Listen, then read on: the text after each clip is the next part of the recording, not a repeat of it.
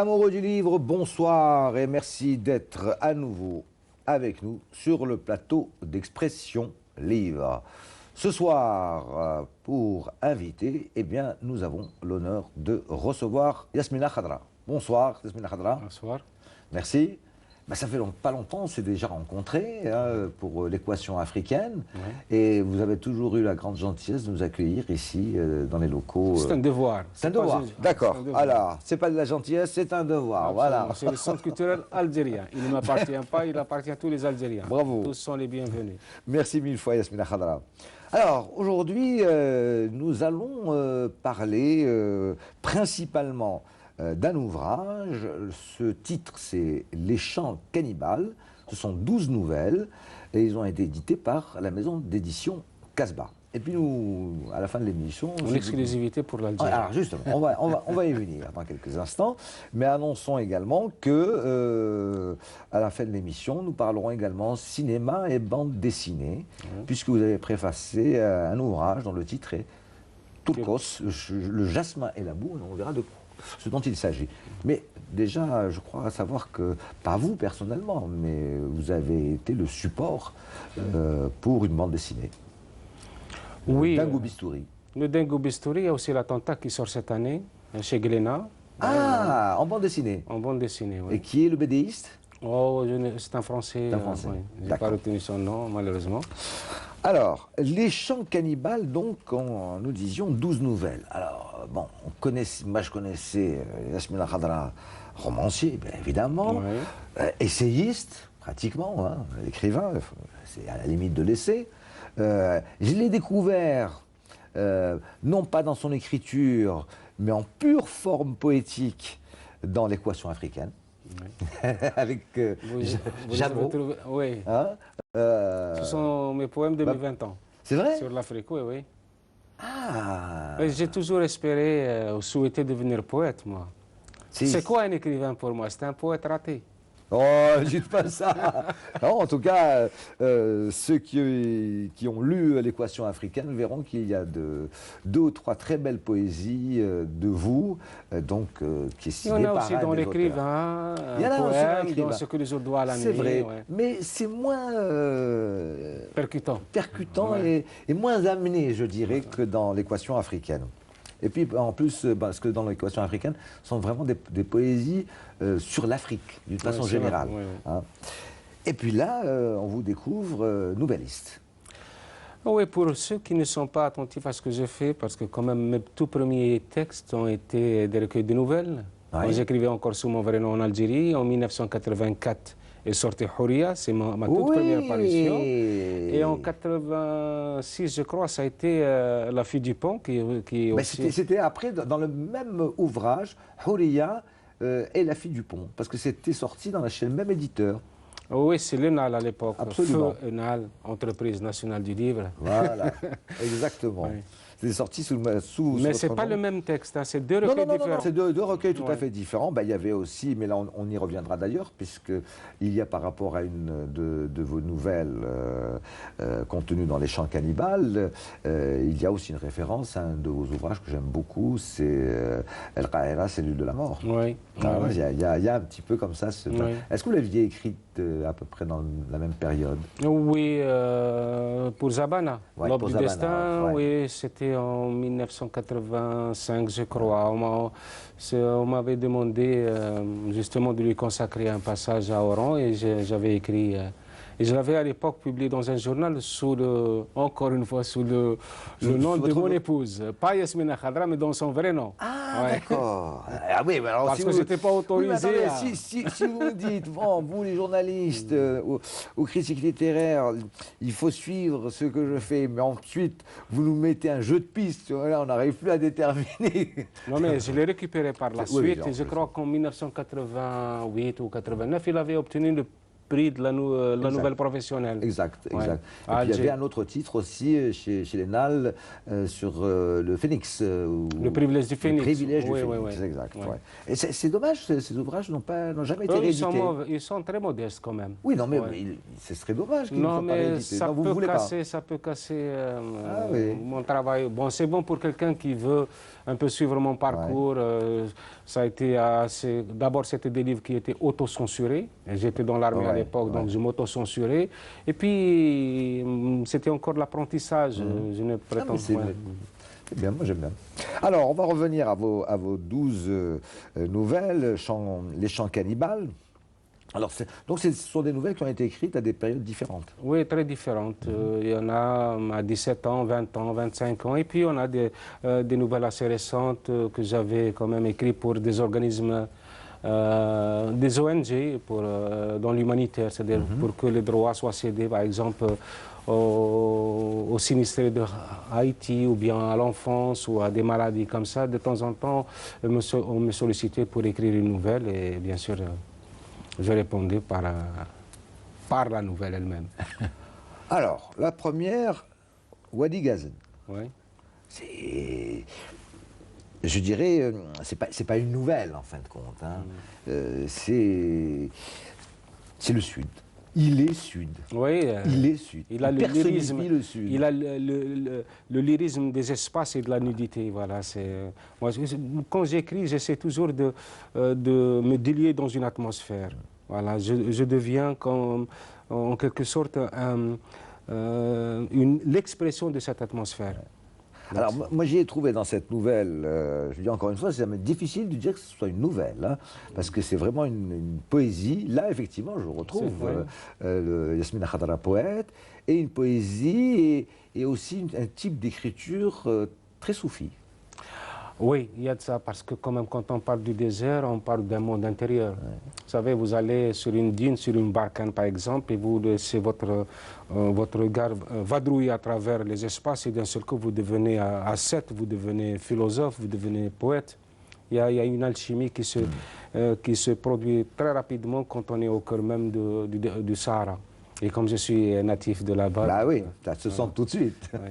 Je n'aurais pas réussi à me glisser dans la peau de Wadi Ghazen si je n'avais pas connu quand même ce souffle quasiment cosmique du Sahara. Et ben voilà, vous venez de me donner un coup de main, si je puis me permettre. C'est ni une poésie, ni une nouvelle, c'est un souffle. C'est un souffle. C'est un souffle. Ouais. C'est vraiment, et c'est très bien de l'avoir prise comme première. Comme une sorte d'introduction à votre ouvrage. Oui, mais la structure de ce recueil, elle est plus ou moins, elle se veut historique. Oui. Ce que nous avons été, ce que nous sommes devenus aujourd'hui. Tout à fait. Voilà. Alors la seconde, parce qu'il faut dire les choses telles qu'elles sont, toutes vos nouvelles sont dures. Ah oui, il n'y en a pas une qui est... Oui, j'ai dit à une lectrice une fois, mieux vaut rencontrer la violence dans le livre que dans la rue. Oui. Donc c'est éveiller les gens à cette chose qui nous réduit à des expressions assez agressives. Voilà, le désarroi, la détresse, la souffrance, ce sont des choses qui nous défigurent quelque part, qui nous dénaturent. Parce que l'homme ne peut accéder à ce qu'il est véritablement qu'à travers la sérénité et la quiétude. S'il n'est pas dans ces deux univers, il est l'otage de ses frustrations et de ses colères. Alors cette deuxième nouvelle, c'est vraiment une écriture de défi très dure, encore une fois, contre l'intolérance, la bêtise humaine et je dirais les archaïsmes que certains voudraient garder dans notre pays en confondant ce qui est un socle de ce que nous sommes, socle qu'il soit culturel, traditionnel, etc., avec des archaïsmes qui doivent disparaître. Et là, vous dites, ça c'est des archaïsmes à balayer totalement. Oui, parce que quand on est dans l'inaptitude à devenir autre chose que les fantômes que nous avons traînés à travers les siècles, on s'oppose à tout ce qui est moderne, à tout ce qui nous ouvre au monde, à tout ce qui est éclectique. Voilà. Et quand on s'enferme dans cette dans cette petite perception du monde, on devient pratiquement une espèce de colère en gestation permanente. On est en colère contre les autres et puis quand on en a fini avec les autres, on est en colère contre soi. Et Nietzsche disait quand la pérenne, l'ombilique se fait la guerre à lui-même. Je crois que toute accalmie devrait nous permettre d'avancer dans la vie et non pas de régresser.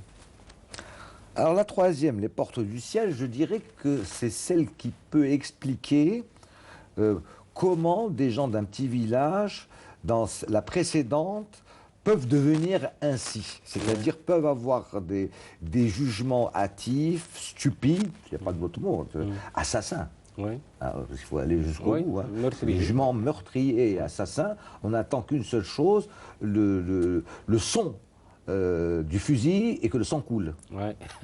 Oui, c'est horrible. Et votre nouvelle, les portes du ciel, c'est, eh ben, je vais vous dire comment ces gens-là peuvent être manipulés par des soi-disant chirs itinérants qui se baladent comme ça de village en village. C'est une nouvelle que j'ai écrite quand j'étais encore au lycée militaire. Hein. Ah oui? Oui, c'est peut-être en 1973. Oui, je l'ai trouvé complètement par hasard. Bah, pour moi, je vais vous dire franchement, avec une autre, c'est les deux plus belles. Enfin, celle-ci est une des plus belles, Merci. oui, parce que ce questionnement de ce pauvre nain bossu qui a tous les tares du monde et qui est non seulement la risée, la moquerie, mais aussi, c'est le cas de dire, la tête de turc des enfants du village. C'est le souffre-douleur et le bouc émissaire en même temps. Le bouc émissaire, bon, même quand on dit, bon, ben, même toi, quand tu évoques avec nous la pluie ne tombera pas parce que tu es avec nous en train de prier. C'est hallucinant. Il est le porte-malheur en même temps. Et puis il va demander à ce shir, il va lui poser plein de questions sur demain, après sa mort, le paradis, les portes du paradis. Oui, mais on trouve cet intérêt pour la mort chez les gens qui ont perdu tout repère en ce monde, qui n'ont plus aucun espoir. Vous allez par exemple en Amérique, aux États-Unis, dans les contrées reculées, là où il y a une grande concentration de communautés noires et tout. Vous allez dans les petits villages enclavés, vous rencontrez des gens qui passent devant une pompe funèbre comme s'ils passaient devant les portes du ciel. Oui, déjà, quand ils sentent leur mort assez proche, alors que personne ne peut décider de l'heure, ben, ils vont voir les pompes funèbres pour se choisir le meilleur cercueil. Et ces personnes-là s'imaginent dedans, dormir pour l'éternité, entourées de soie. C'est terrible. Mais moi, j'ai vu ça, j'ai vécu ça de mes propres... sur le terrain même. J'ai vu, par exemple, devant une pompe funèbre, une dame qui était complètement fascinée par un cercueil et le bois et tout. Ah oui, oui. Comme si elle allait le voir. Oui, non, mais non, comme si elle allait en profiter après sa mort. C'était beau, c'était sa demeure éternelle, c'était sa pyramide à elle. Elle devient pharaonique l'espace d'une mort. C'est parce que tout simplement, quand elle regarde autour d'elle, je crois, elle ne voyait que les fantômes de ses absents, toute la cruauté qui a jalonné sa vie, toutes les exclusions et tous les rejets qui ont fait d'elle un simple objet de colère. Malheureusement, il n'y a qu'un seul Taj Mahal. Ouais. Malheureusement. Ouais. Mais vraiment, c'est la nouvelle qui m'a peut-être, avec une autre, la plus touchée, parce que au malheur, le malheur répond. Quoi. Je ne peux pas trouver d'autres termes que celui-ci. L'échappatoire, c'est l'échappatoire. Mais en plus, à la fin, ce shir, avec sa sentence, qui lui laisse même pas la possibilité que la porte soit entrouverte du paradis, même pas, jusqu'à la fin. C'est ça la cruauté des choses, c'est l'ironie du sort. Vous savez, chez chaque individu, il y a le syndrome du scorpion. Quand il est complètement... quand il ne peut plus vraiment...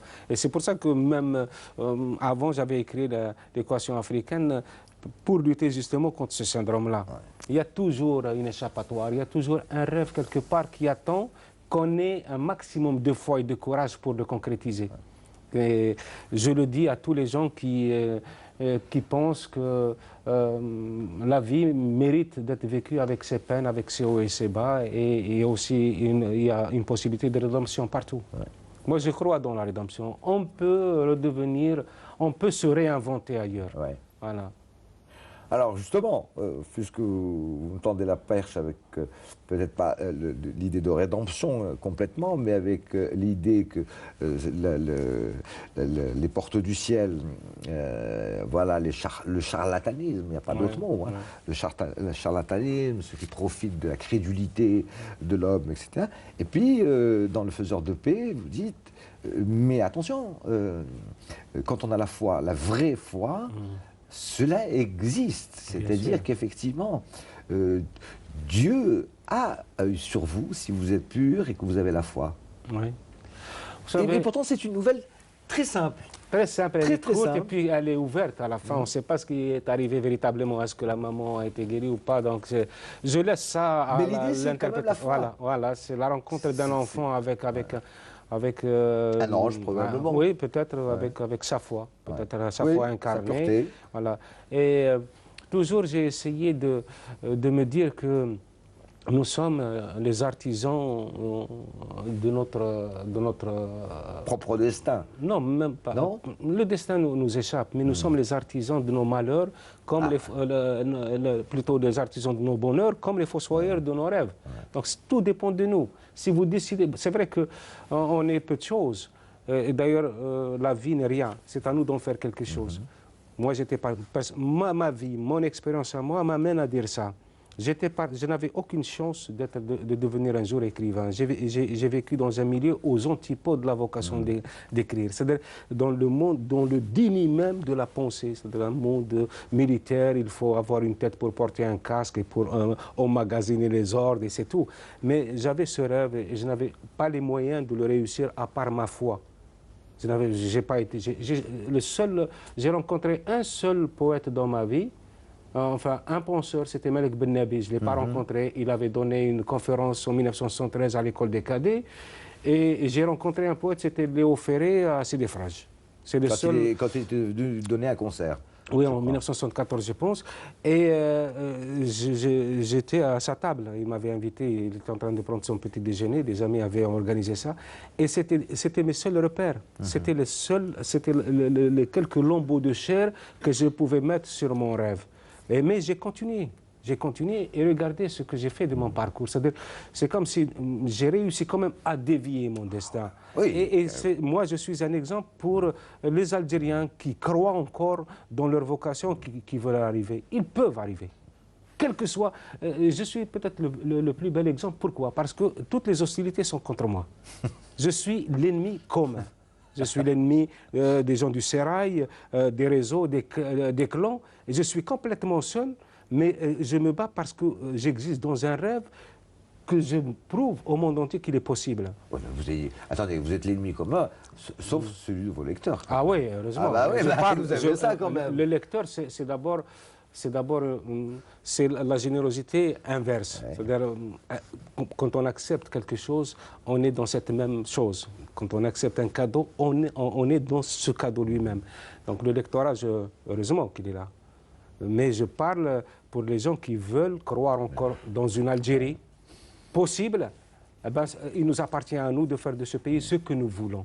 Soit nous pouvons le laisser se diluer dans le marasme, dans le désarroi, soit renoncer, voilà, soit on peut le relever. Parce que ce que les gens oublient, nous sommes des finitudes, nous, des êtres humains. Mais une nation, elle est éternelle.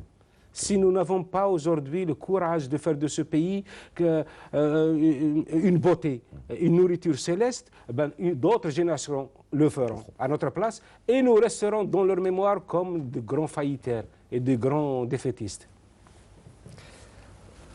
L'aube du destin, on l'a évoqué tout à l'heure. Voilà. C'est Zabana. Voilà. 19 juin 1956. Et oui, c'est un parallèle magnifique. Une femme. C'est la mère. La mère. Bon. Oui, on ne le sait pas tout de suite hein, dans la nouvelle. Au commencement, c'était un roman que je voulais écrire sur Ahmed Zabana. Je l'ai commencé en 1982. D'accord. Mais j'ai rencontré pas mal de problèmes. C'est là d'ailleurs où j'avais rencontré pour la première fois mon futur beau-père. C'est lui qui m'a orienté et tout.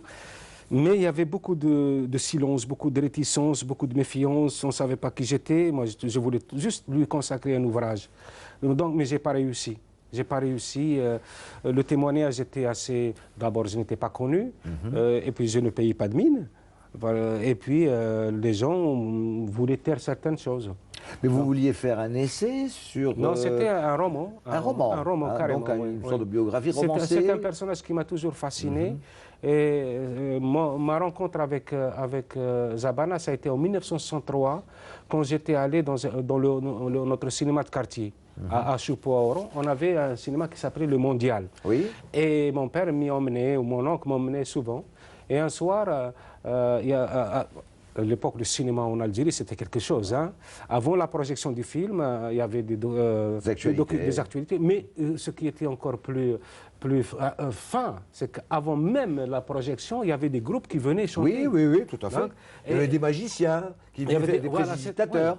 Il y avait, parce que l'Algérie a toujours été un petit spectacle. Non, il y a du talent. C'est le talent algérien qui a permis à l'Algérie de ressusciter à travers les siècles. Ce n'est pas les combats, c'est le talent algérien. Et ce groupe-là chantait Yad Bayliana à la Zabana. Alors j'ai demandé à mon père, qui c'est Zabana? Et il m'a dit que c'était un officier de la LN qui s'est fait décapiter, qui a été guillotiné. Et vous savez, on ne fait pas attention quand on parle aux enfants. Et moi j'avais à l'époque combien 8 ans. Et je voyais un homme guillotiné. Et ça m'a choqué. Donc c'est resté pour moi, Zabana, ça a été la première rencontre avec la violence humaine.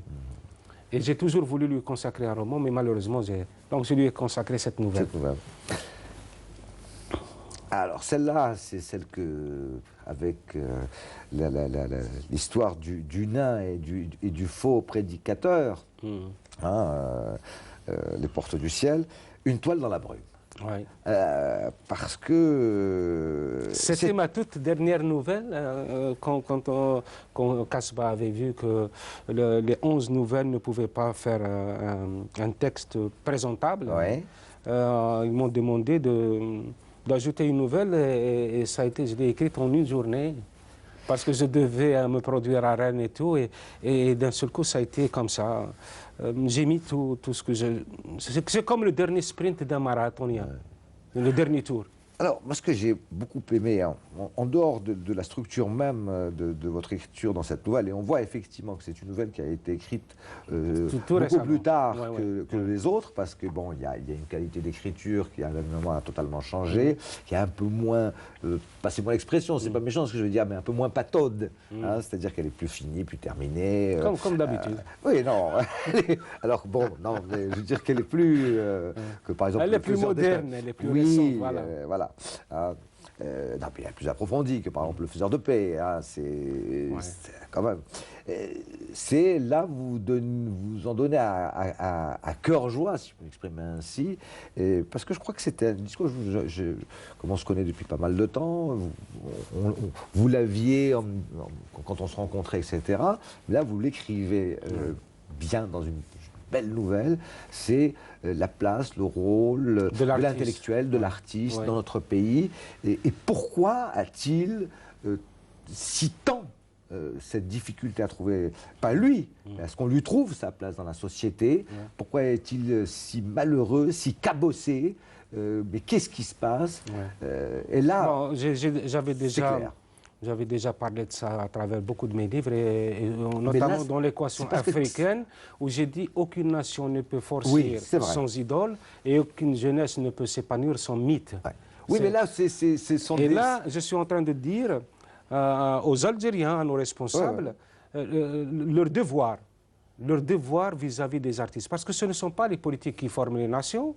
Ce sont les artistes, les universitaires, les écrivains, les scientifiques. Et ce sont ces gens-là qui sont habilités à être incarnés par le peuple, vraiment.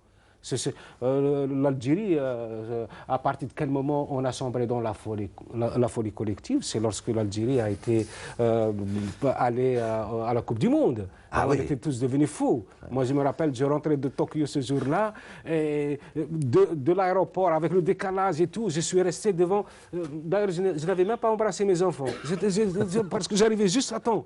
Et j'étais face à... Et mon cœur qui battait, c'était le premier match, et j'ai failli mourir, avec le décalage, Avec, et on avait perdu à la dernière minute. J'étais malade. Vous voyez l'amour de ce pays, ce qu'il peut faire de nous. Et regardez les Algériens, l'amour qu'ils ont pour ce pays. Vous allez dans tous les stades du monde. On a vu à Ottawa, je crois, le dernier, le hockey sur glace. Oui, c'est un sport national chez les Canadiens. Qu'à ce sport avec l'Algérie, rien. Et pourtant, dans les tribunes, il y avait un immense drapeau algérien.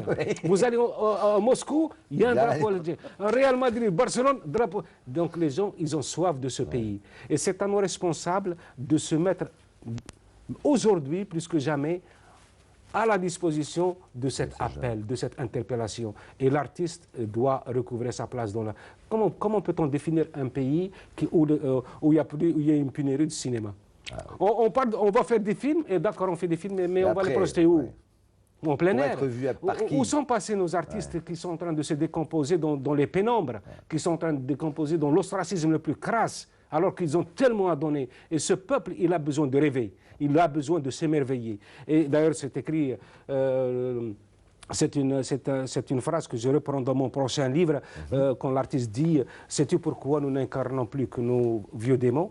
C'est parce que nos ongles sont morts de nos blessures. Nous avons tellement été aigris, tellement été déçus, que nous sommes devenus hostiles à tout ce qui est beau aujourd'hui. Quand un écrivain enchante le monde, chez nous, il devient la cible, il est gênant. Alors que normalement, c'est tout le monde qui devrait le rejoindre. Parce qu'il ne faut pas penser à nos petites frustrations ou à nos petites jalousies. Il faut penser à nos enfants et aux générations demain. Qu'est-ce qu'on va leur léguer à ces gens-là? Nothing. Voilà, et c'est pour ça qu'il faut se battre. Il faut se battre, il faut que l'artiste chez nous devienne un millionnaire. Il faut qu'il se produise à travers tous les territoires. Pourquoi faut-il, je ne sais pas, faut-il qu'il frappe à toutes les portes, qu'il supplie des responsables qui sont dans l'autisme le plus effroyable, le plus réducteur de la personnalité artistique algérienne? Donc voilà, j'ai écrit une toile dans la brume, quelqu'un quand même qui est parti ailleurs chercher un idéal et qui, une fois ailleurs, il s'aperçoit que son rêve, il l'a laissé à Alger. C'est terrible, parce que l'Algérie, c'est notre paradis à nous. L'Algérie, c'est un paradis dont les rêves sont ailleurs. Et savez-vous qui sont les rêves de ce pays?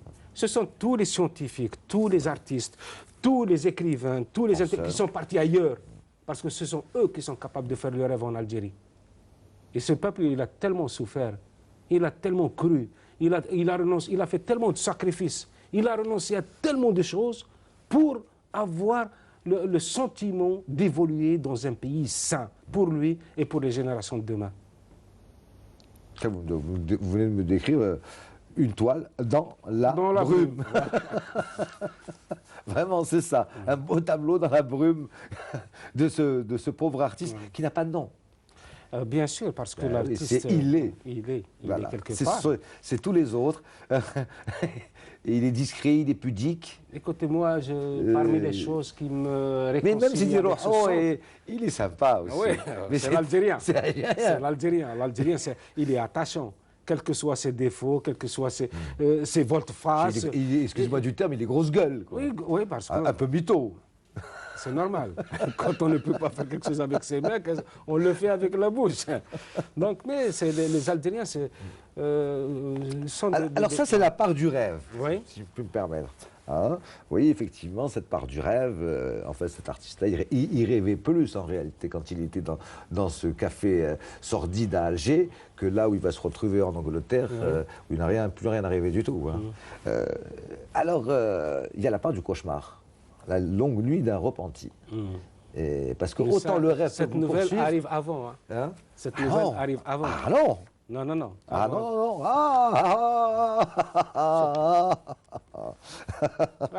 Ah non. Avant. Une toile dans la brume, la longue nuit d'un repenti. Aïe. C'est très mauvais. C'est très mauvais. C'est pas grave. L'essentiel, c'est que on a plaisir à le lire. Il y avait une coordination. Je me doute bien. Puis je me doute bien aussi que le chiffre 12 nouvelles n'est pas gratuit. Bon. Moi, j'ai espéré que la nuit du destin passe avant la longue nuit d'un repenti. Parce que c'est pour montrer ce qu'ont été les sacrifices de l'Algérie pour que nous puissions un jour aller à l'université, devenir des stars, devenir des idoles et tout. Parce qu'il y a des gens quand même qui n'ont pas hésité une seconde à donner ce qu'ils ont de meilleur en eux, leur vie, pour nous. Et puis ce que nous sommes devenus après ce sacrifice, où nous allons voir des Algériens assassiner d'autres Algériens au nom de je ne sais quoi.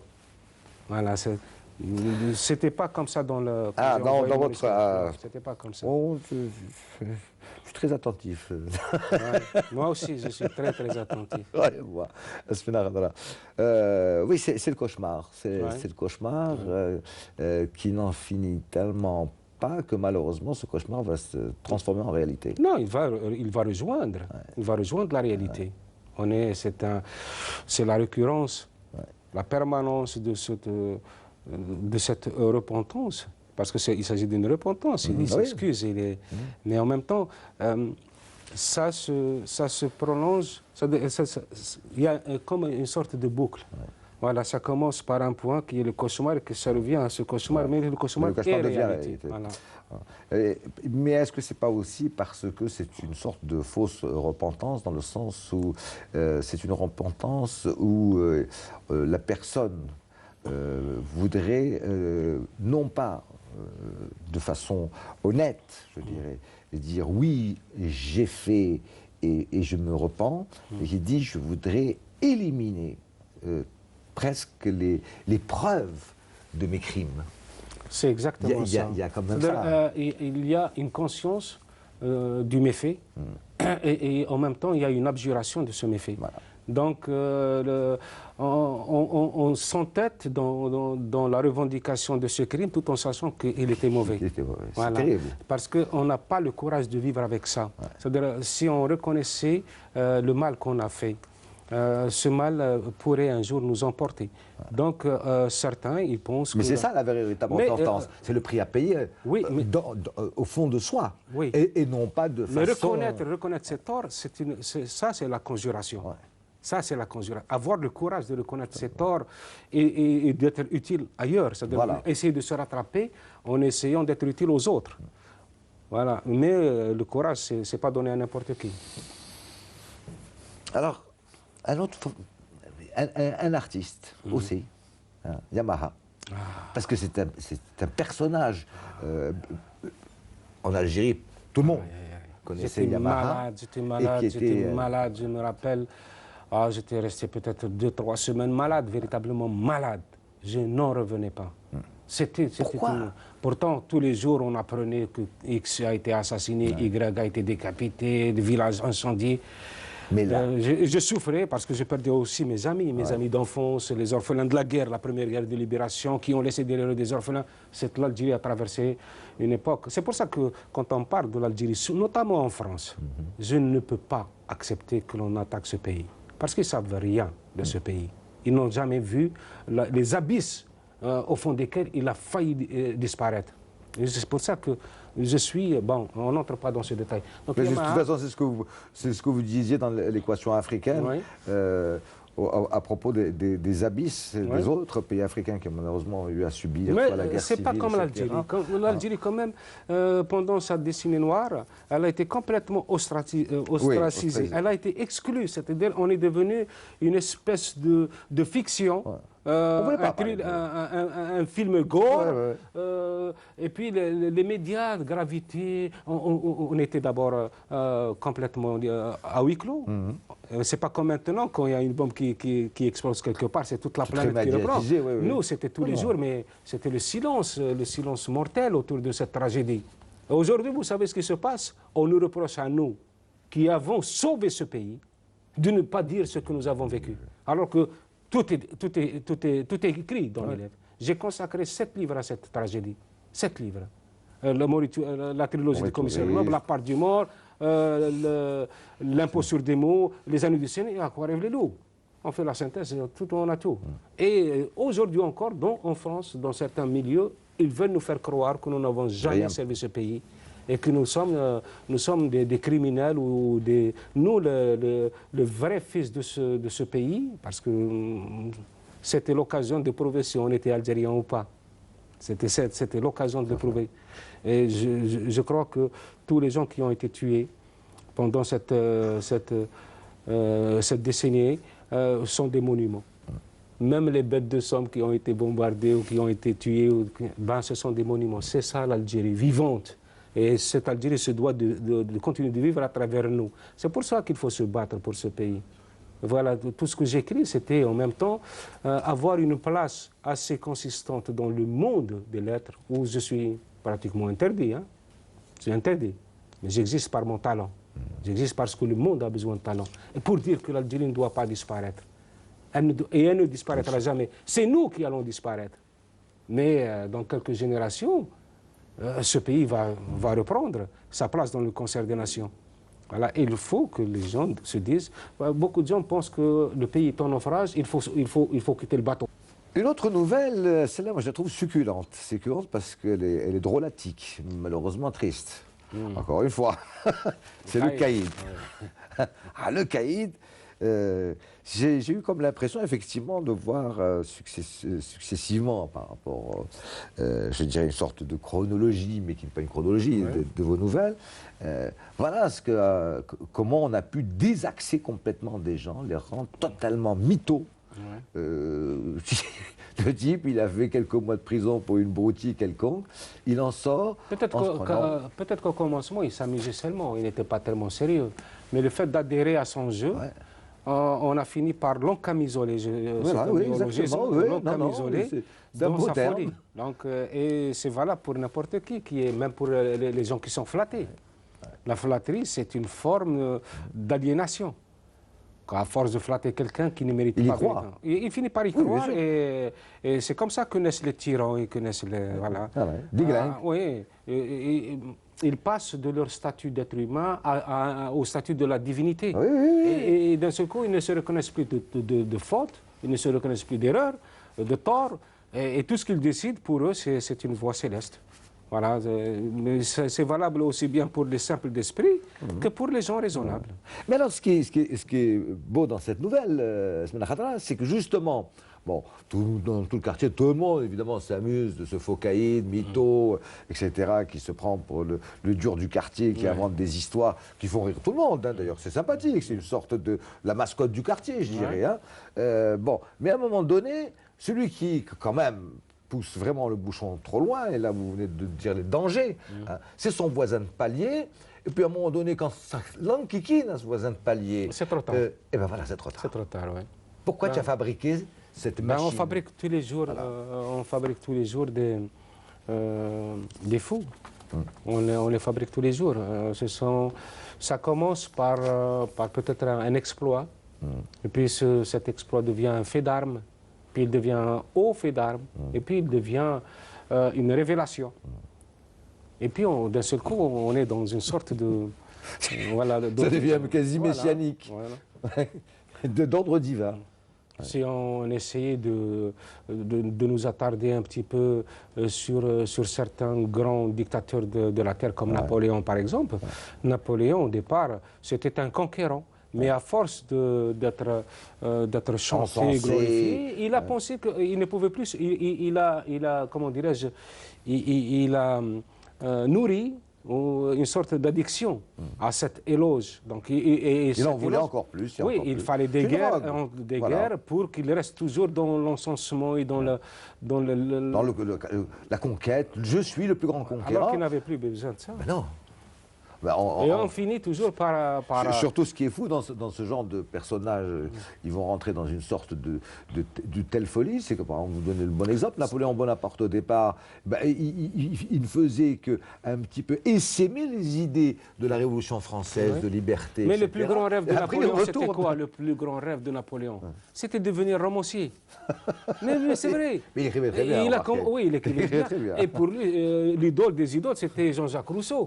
Donc, avec les faits d'armes, il est devenu un tyran, et au lieu d'être, je ne sais pas, un tyran éclairé, disons. Pas jamais. Quelqu'un qui est dans la violence n'est jamais dans l'éclairage, mais dans l'enténébrement. Alors, une très jolie nouvelle, malheureusement il ne nous reste pas beaucoup de temps, parce que je voudrais qu'on évoque la BD et le cinéma. Non, le plus important c'est de bon, les nouvelles, voilà. c'est pas... Une belle nouvelle d'amour, mais aussi, encore une fois, de quelqu'un qui vit dans un autre monde, dans un autre rêve, et qui va le payer cher. Hein. Très cher, le pauvre. Quelqu'un m'a dit pourquoi vous tuez toujours vos personnages à la fin? Oui, de toute façon, parce que je ne peux pas les laisser orphelins. Ils ont fini leur histoire, ils s'en vont avec leur histoire. Voilà. La dernière nouvelle, celle qui clôt, c'est quand même elle est porteuse d'espoir, heureusement. Ouais. Heureusement, parce que vous parce dites... que pour moi, le bonheur, il est dans la simplicité des choses. Voilà. Vous dites, de toute façon, que vous vouliez ou non, c'est le poète qui reviendra et vainqueur et conquérant, hein, parce que c'est la beauté, hein, que ce soit celle du verbe, celle de l'image, celle de ce que vous voudrez, de la musique ou d'autres, ou de la pensée humaine d'une façon générale, de la science, de la technique, etc. Eh bien celle-là, personne ne peut la dépasser. C'est le verbe qui a triomphé à travers l'histoire. Hein. Personne ne peut la dépasser. Alors, juste quelques mots avant que nous quittions Yasmina Khadra. Vous avez donc préfacé Turcos, le Jasmin et la boue, c'est sur... les tirailleurs algériens. Pendant la guerre 14-18. Oui. Première guerre mondiale.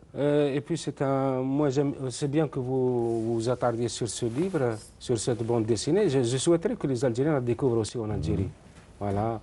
Parce que quand même, ça fait partie de l'histoire de notre pays et de la vaillance de tout un peuple qui aujourd'hui est traîné dans la boue, dans le pays même qu'il a passé des générations et des guerres à le défendre. Donc, moi, quand on m'a parlé de ce projet, avant même de trouver le dessinateur, j'étais partie prenante. Ah ouais. Parce qu'il faut rappeler à certains oublieux le sacrifice de ces peuples qui sont venus d'Afrique pour défendre ce que la France aujourd'hui rejette de façon... sans vergogne, sans vergogne. Voilà, alors c'est vrai que, bon, en deux mots, c'est vrai que, y compris dans les essais historiques ou autres, il n'y a pratiquement pas du tout. Je connais un seul roman qui a été écrit sur les tirailleurs. Sur les tirailleurs, un très beau roman qui est sorti malheureusement il y a très longtemps. Vous savez pourquoi on a appelé les Algériens les Turcos? C'était dans la guerre de Crimée, je crois. Oui, c'est ça, oui. Eh ben, les Russes, quand ils ont vu déferler les escadrons algériens, ils ont commencé à déserter leurs tranchées. Et ils disaient les Turcos, parce qu'ils étaient tellement intrépides, tellement forts qu'ils les ont pris pour les Turcs. Et avant, l'Empire ottoman, on disait fort comme un Turc. Le Turc, c'était déjà la référence de la force, de la vaillance, du courage. Et ces Algériens, ils ont pratiquement réussi tous les combats. Alors justement, maintenant on connaît un peu mieux effectivement, et la vaillance, le courage et l'abnégation des troupes maghrébines, nord-africaines pendant la Seconde Guerre mondiale, mais pendant la Première Guerre mondiale, c'est quelque chose qui est encore très mal connu. Hein. Oui. Vraiment, il n'y a pas eu grand-chose de fait là-dessus, ni en essai historique, alors encore moins en film, et en roman, je vous dis, je n'en connais qu'un. Il a été écrit il y a plus de 10 ans de ça par je la salue, Céline Regarde, par une excellente romancière qui n'était pas du tout romancière, qui c'est dommage n'écrit plus, qui vit maintenant, je crois, à Montréal. Alors je la salue, Céline Regarde, mais elle devrait continuer à écrire. Son nom. Ben, j'arrive plus à faire parce que ça fait plus de 10 ans. Ouais. En tout cas, c'était un excellent ouvrage sur la Première Guerre mondiale, oui, tout à fait, avec d'ailleurs une belle histoire et d'amour et de haine, etc. On n'a pas laissé d'archives, et puis c'était les bataillons africains, ils étaient là juste pour la figuration, pour la mort atroce, c'est dommage, c'est dommage. Yasmina Khadra et le cinéma. Ouais. Alors, on a entendu beaucoup parler, on a vu, bon, il y a eu une première adaptation d'un de vos romans, mais on entend beaucoup parler de l'adaptation de Ce que le jour doit à la nuit. Ouais. On attend également, on a des échos de l'attentat. Ouais. Qu'en est-il? Ben, cette année déjà, nous allons avoir deux films adaptés de mes romans. L'attentat qui est terminé, le tournage est terminé, ça y est, c'est fini. Et Ce que le jour doit à la nuit, qui est terminé aussi, qui va sortir en salle, je crois, en juin. Voilà, et voilà, j'ai vu le film d'Alexandre Al-Kadi, mais je n'ai pas encore eu le bonheur et le plaisir de voir celui de l'attentat. Il est signé par qui? C'est Ziad Douairi qui a été choisi par Hollywood. Ça a été le premier réalisateur déjà choisi par Focus Feature. J'espère qu'on pourra aller voir dans les trop rare salle de cinéma qu'il y a dans notre J'espère. Voilà, alors juste avant de terminer, les nouvelles vos nouvelles, Yasmina Khadra, les chants cannibales, dont je rappelle 12 nouvelles parues aux éditions Casbah. Il y aura rencontre et vente dédicace avec vos lectrices et lecteurs le dimanche, ce dimanche qui arrive, dimanche 15 avril, à partir de 14h30. À Alger, l'endroit n'est pas encore défini, mais si vous suivez il y aura une signature à la librairie du Tiers-Monde, voilà, et j'espère une rencontre avec mon lectorat quelque dans part. Dans une salle. De toute façon, on le saura d'ici demain ou après-demain. Ça sera dans les journaux, dans les quotidiens. Ce n'est pas seulement à Alger, parce que je souhaiterais aussi intervenir à Blida, à l'université de l'Asnam, à Oran et à Tlemcen. Mais je suis sûr qu'ils vous attendent. Ben, moi aussi, je les attends. D'accord, voilà, l'appel est lancé. Voilà. Merci encore Yasmina Khadra. Je rappelle donc le titre de vos 12 nouvelles, Les Chants cannibales, c'est paru aux éditions Casbah. Je vous donne rendez-vous à la semaine prochaine pour un nouveau numéro d'Expression Livre. Restez bien calés dans vos fauteuils pour continuer à voir le programme de votre chaîne Canal Algérie. Bonsoir à vous, bonsoir chez vous, à la semaine prochaine, même jour, même heure, même punition. Bonsoir.